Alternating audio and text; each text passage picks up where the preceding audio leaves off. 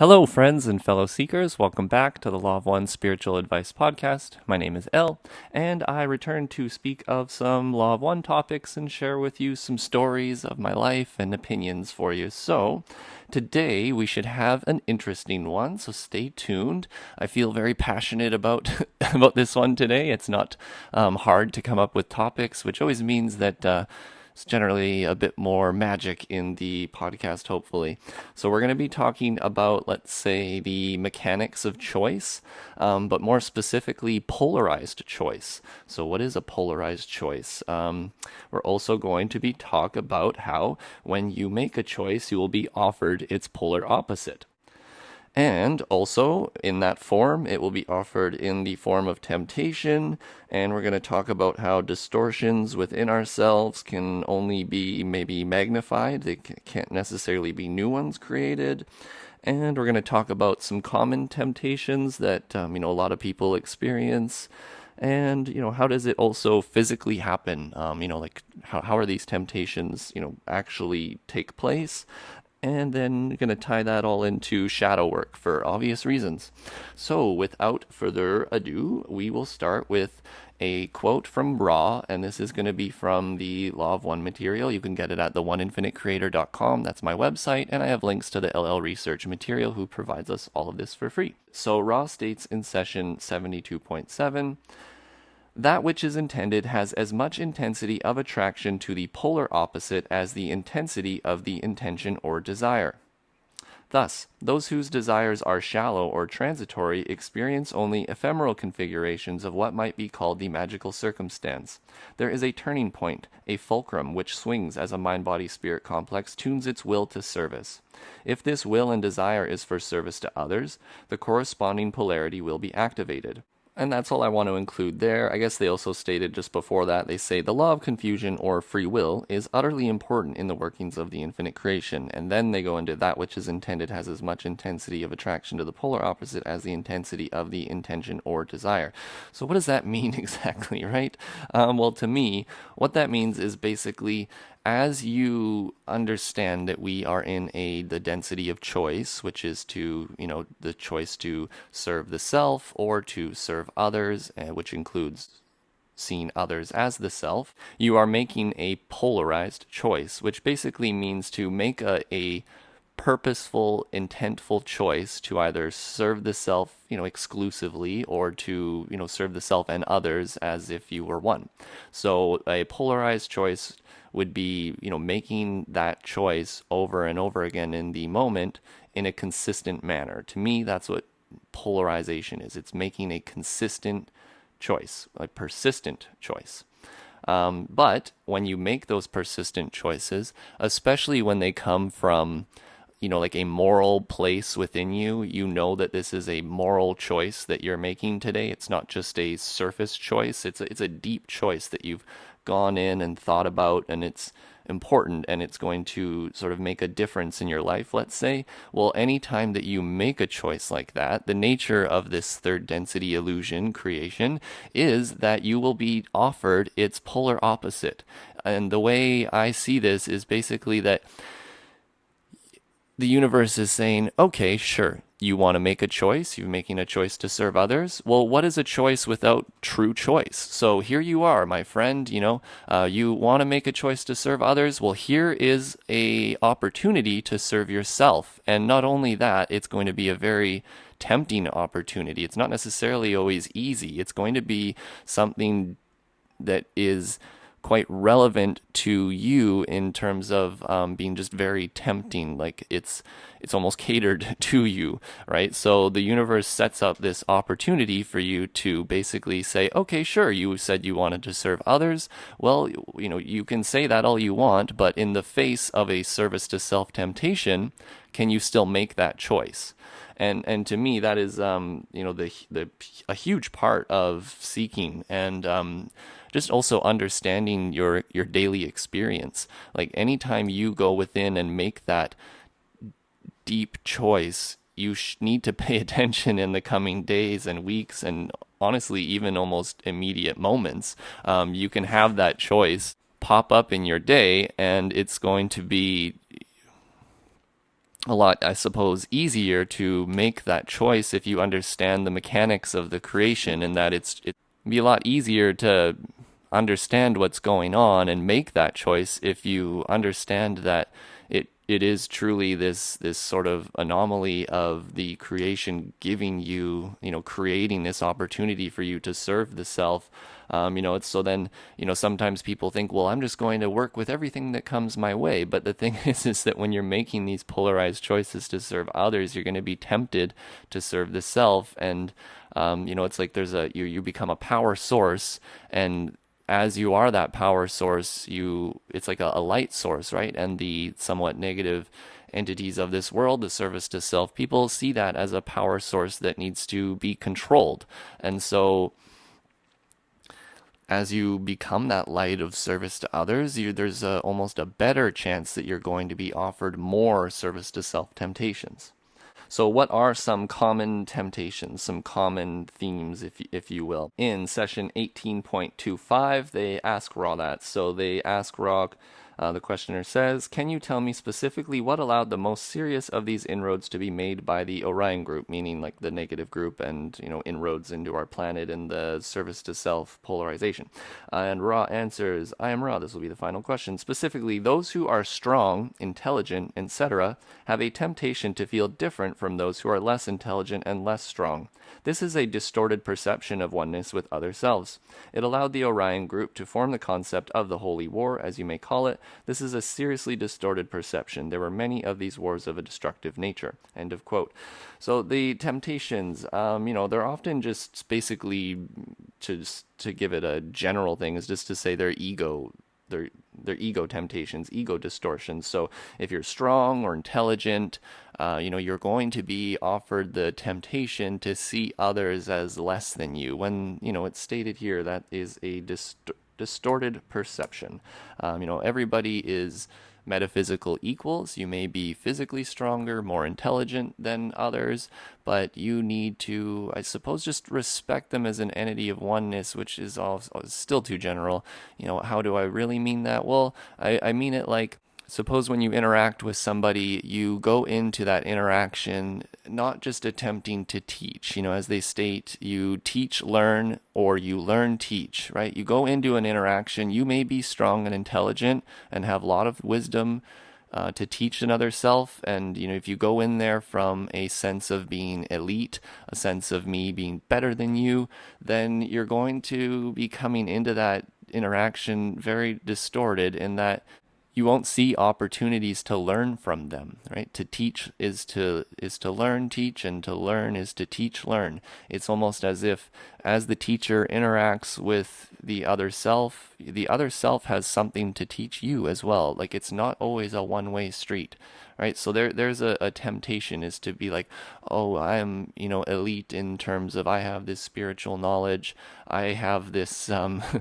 elite point of view, this elite perception, and I shall, give it to others. But when you do that, you need to come at them with a sense of humbleness in that you don't know everything, right? You understand that you do not understand is the ultimate thing. But what you're trying to do is just to share the love of the Creator as it is known to the self with others, and whatever that means to you, well, that's what you should be doing, is what it's stated in here, instead of trying to form some sort of elite or in self-aggrandizement, just inflating your ego to, I don't know, make yourself feel better for get those endorphin hits. Okay, so now we get into something fun. I want to talk about how new distortions can't be created within you. Only pre-existing distortions that already exist within you can be magnified or energized, basically to tempt you to indulge in more distortion. So what did I just say? Well, I'm trying to say that, if you've made one of these moral polarized choices to serve others, then when you are offered the polar opposite from the Creator, from the illusion, whatever you want to say, in this density, the polar opposite isn't going to be something that is made up new within you. Like, it's not necessarily that like there's going to be new distortion created in you from these other entities, these negative service to self entities who wish you to seek service to self.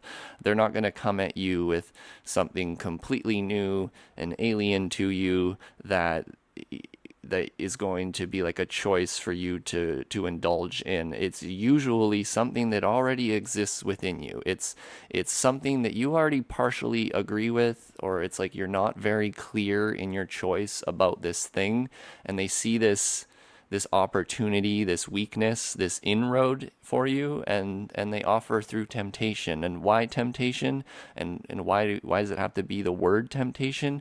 Because that all engenders like a sense of free will. The free will is the first distortion of this universe, which means that you have the free will to ultimately make any choice that you make. And so these negative entities seem to operate within the bounds of free will by sort of not forcing you to do anything that you don't want to do. What they instead do is just tempt you with the path that they wish you to take. And if you choose that path with your own free will, well then great. They've put a stop to that power source. They've put out that light, and they have put it in order with the rest of the pyramid, if you will. And I will back that up with a quote. So in session 57.3, the questioner asks Ra, they say, could you tell us its mechanism? Ra states, the Orion group cannot interfere directly, but only through pre-existing distortions of mind-body-spirit complexes. Right? So simple, short, but that was the quote.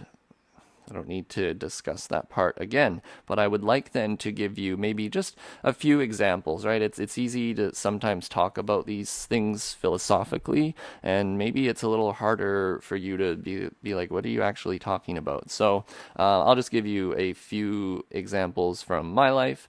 Let's get a little vulnerable with you here. So one of them is like, say you have made a decision to seek sober and clear through daily meditation and seeking, instead of, say, like the other ways that exist out there, the other opportunities there are to experiencing different perceptions. And I think you know what I'm talking about. So, right, in the forms of mushrooms or some sort of other psychedelic thing, right?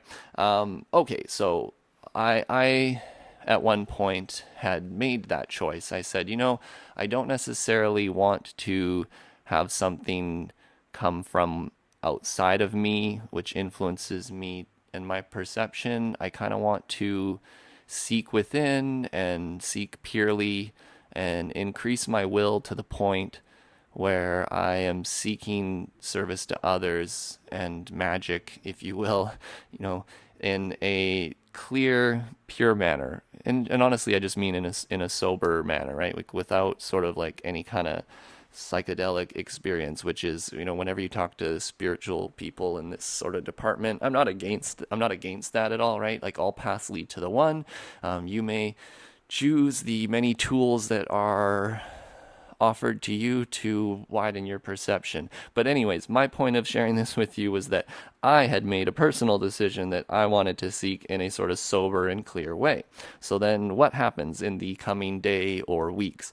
Well, friends that, they're not bad friends. These are really good friends. I love them, and they come over, and they're not, I don't see them as evil or anything like this, but, they come and they say, hey, I'm happen to be in the area. I'm stopping in, and then they come in and they say hi, and he's like, "Oh yeah, I happen to have this bag of mushrooms. Like, here, just take it.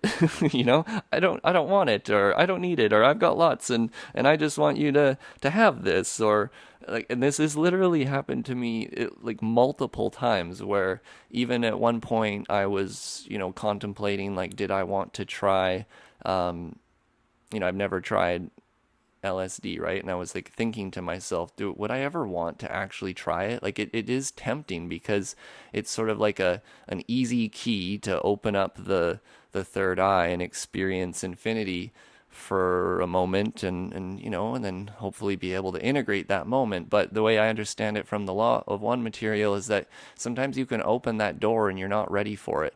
So the experience you have can only, possibly distort your perception more.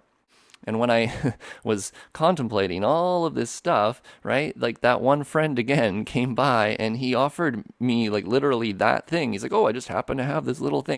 And this has happened to me numerous times, and it seems to always be with drugs. Like it just seems to be like, well, obviously those are very tempting for a lot of people. So there you go. There's one example is different modes of seeking, sort of sober versus maybe the non-sober, and just making that a moral choice and being offered its polar opposite. So as I reject that choice, right? I said, no, thank you. I'm good. I just want to keep seeking the way I'm seeking. Well, now I have made that true choice. I made the choice to continue serving in the face of the service to self-temptation. Okay, so let's go on to the next example. Another one, which seems to come up is relationships. So, commitment to a partner, or possibly even saying to yourself, like, oh, I will never cheat. I am a loyal servant to my partner, my other self, right? That you've gone into a relationship with. So I find that sometimes when you do sort of make that moral choice within yourself, that this is going to be the path that I take, and I want to seek to love this person in a committed basis and loyal and stuff like that. Well, often what happens is somebody who you find very attractive or even that you've had your eye on for a while and they've always ignored you, well, all of a sudden that person's come up to you and be like, hey, how's it going? Let's make out. not like that, but maybe. Like right when we talk about temptation, in my opinion, it's going to be very catered to you. How the universe does this, Satan is, I don't know what the heck's going on, right? It's just the mechanics of choice. It is that you make that choice. It's only a true choice if you are offered the wide range of possibilities of the choice. Otherwise, it wasn't a choice at all. It was just the way. Okay? So there you go. Commitment to partners, never going to cheat. Well, somebody that you find very attractive is going to be like, hey, let's go hang out and blah, blah, blah, blah, blah. Okay, so this last one, which, I wasn't sure if I should even share this, but, probably this is a lot wider of a thing than a lot of people think, or at least they're willing to admit. So the other one is, porn. Okay, so we live in the world of the internet, and there is a lot of sexualized stuff on the internet, and it's right at your fingertips, extremely accessible at all times. So it's if you make a moral choice within yourself to say, I'm going to disconnect from this, I am going to, seek to to express and find love in a more natural and pure way. Like obviously the stuff that you see online is not of a harmonic nature, let's say, right? Like that's pretty obvious. So if you make that choice to seek to stray away from that, then usually what happens in maybe the coming days, hours, whatever, you'll be tempted with something in your feed. You'll see some beautiful other self that you're very attracted to, and which makes you click that thing, which allows you to click some other thing, and then sort of like triggering all these things in your brain, which one thing leads to another. So I think the point of sharing that is that you just highlight temptation, right? As you're going to make the choice, like almost expect the temptation to come and just be more vigilant about it. And as you're aware that these opportunities for the opposite polar choice present themselves to you, then you can go, oh, you know what? Wow, that's amazing. I just thought about this yesterday or last week, and all of a sudden here's this weird manifestation of this polar opposite sitting in front of me. I know what to do.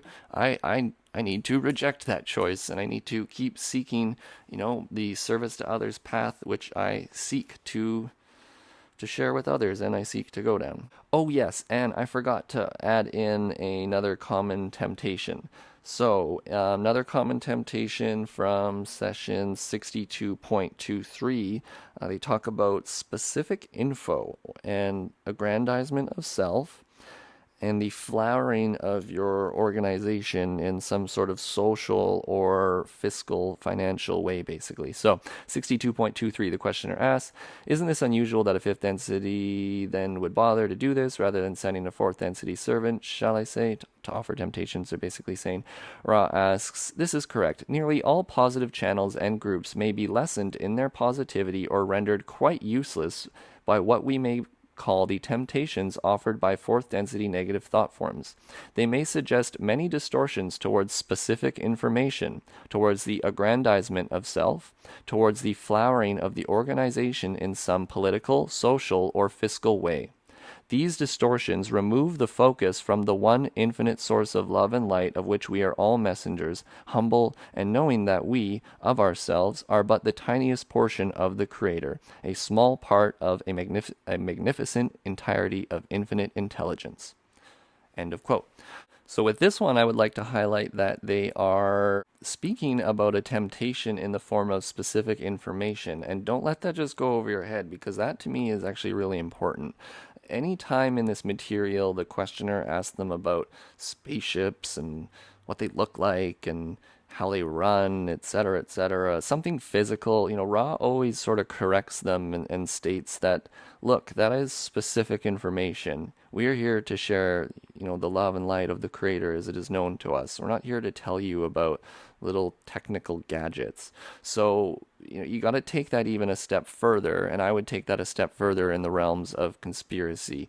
I myself have been tempted many, many years in many forms to indulge in, let's say, conspiracy theories, which, right, I'm not saying they're not true. There's like probably 90% of them are. The point is that you are still indulging in specific information, which what I'm talking about. When you go down those paths, they don't lead you into places of gratitude and feelings of abundance and joy, which are all sort of the nature of seeking and the nature of the Creator.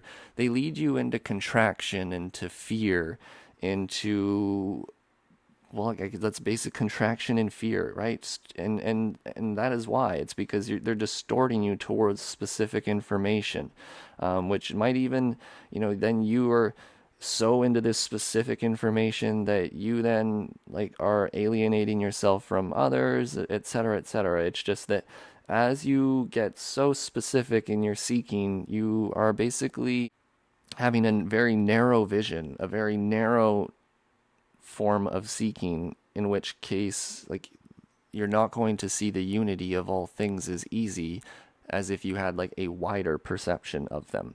So I guess that's it. As you seek specific information, I just want to warn you, just to always use the heart and use it as a compass, right? Even if it's true, are you capable of seeing it in a proper light? In seeing it in a way of joy and abundance and the opportunities to the opportunities to conquer challenges, or are you seeing it in the light of defeatism, nihilism, etc.? If you are, then I would suggest you disconnect from those types of things.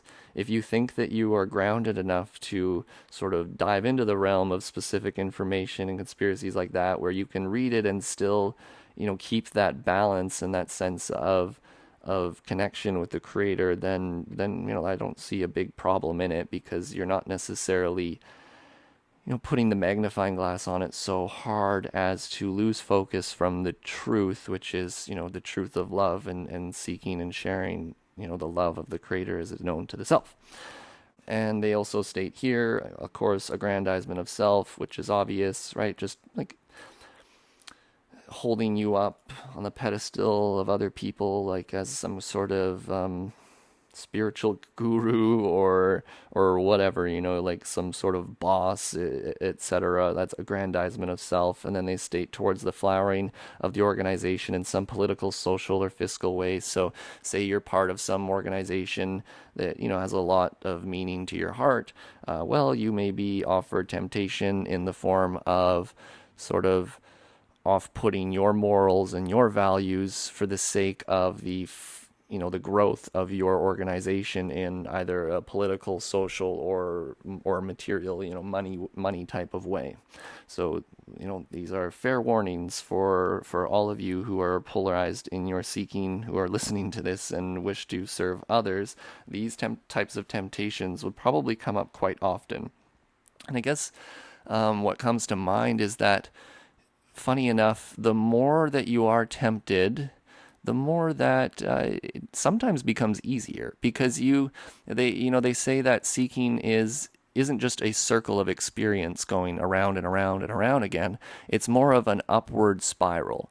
So you experience the same lessons over and over again, but from a different perception, from a higher perception. If you can picture a spring or a coil that starts at the bottom like a circle and coils up and up and up, it covers the same area, right? But it's higher perception from the previous time. So sometimes, I mean, not always, but sometimes the more persistent you are in making your choice and basically being polarized, sometimes the choice is easy, right? The temptation's offered, it's obvious, you see it, you reject it, and you keep moving. But then I would just suggest that as I state that, I would also like to contradict myself and remind that the ego is tricky, and the mind is tricky, and temptation is tricky. So also at the same time, as you make a more powerful polarized choice,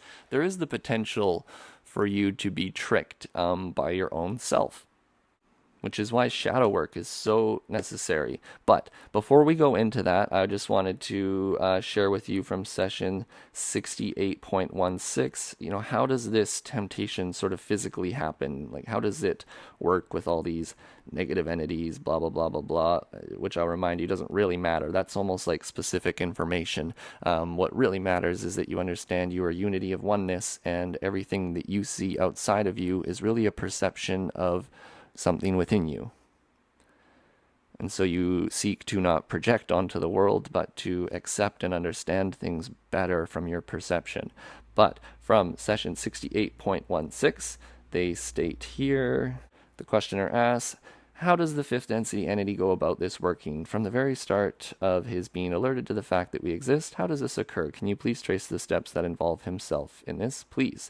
And Ra answers, the entity becomes aware of power. This power has the capacity of energizing those which may be available for harvest. This entity is desirous of disabling this power source. It sends its legions. Temptations are offered. They are ignored or rejected. The power source persists and indeed improves its interconnections of harmony and love of service. And I'm going to stop right there because that reminds me. So you see, temptations are offered. If they are ignored or rejected, the power source of service to others persists and indeed improves its interconnections of harmony and love of service. This is a way that you can look at negative entities and love them. You can see them as offering you the choice, which they feel is correct, that they are here to offer you. They think it's the path. That's their path. Just as you believe your path, they believe their path. So they really believe that, to offer you the service to self path is, I guess, a service. And you really believe that the service to others path is sort of the more ultimate service. But what you can do is, when you are challenged, when you are tempted, you can be grateful. You can be grateful. Like it says right here, if you persist, you improve your interconnections of harmony and love and service.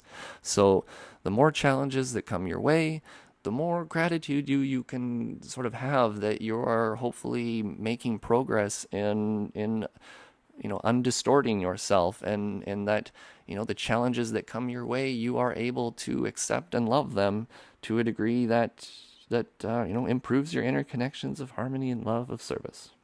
So, as I was just stating, and to wrap up, this is why constant shadow work is necessary. When we assume too much perfection of ourselves in the form of distorted ego, we leave open these pathways of negativity to be energized through temptation.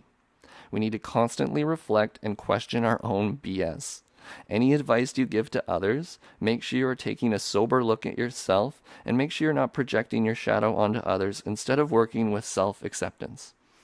I just posted a meme the other day, which I guess I don't want to look it up. I'll just do it from my mind, but it basically states, you can't change others, you can only love them. And if I can leave you with a sort of lesson to leave this on, that is, it's a hard learned lesson.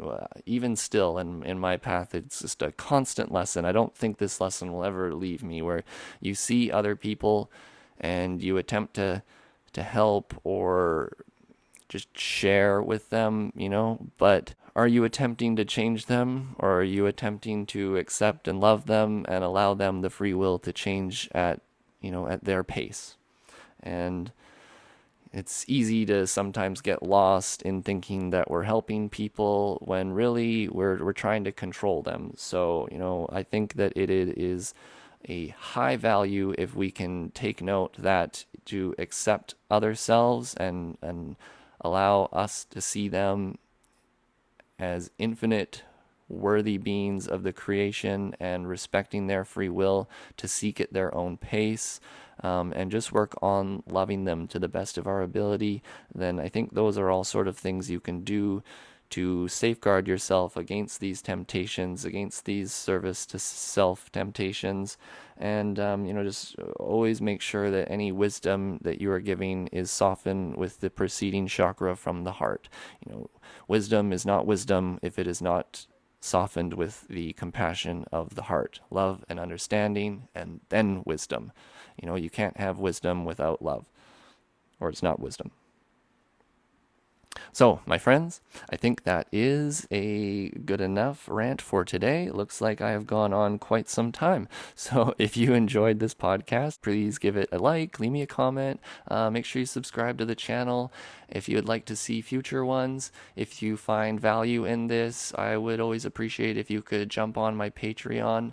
It is, also the first of the month, so thank you everybody for the Patreon donations. It really means the world to me, in that somebody out there believes in me and believes in this service and find value in the things that I'm sharing with you. It is more than just the money. You have your power, and I just know that parting with money isn't easy for a lot of people. So for them to give it to a seeming stranger, it really means a lot to me that you guys do support. So just infinite gratitude, infinite gratitude. Thank you, thank you, thank you, thank you. I really hope you guys have a wonderful rest of the week. And the oneinfinitecreator.com is the website. Okay, thank you guys. Take care.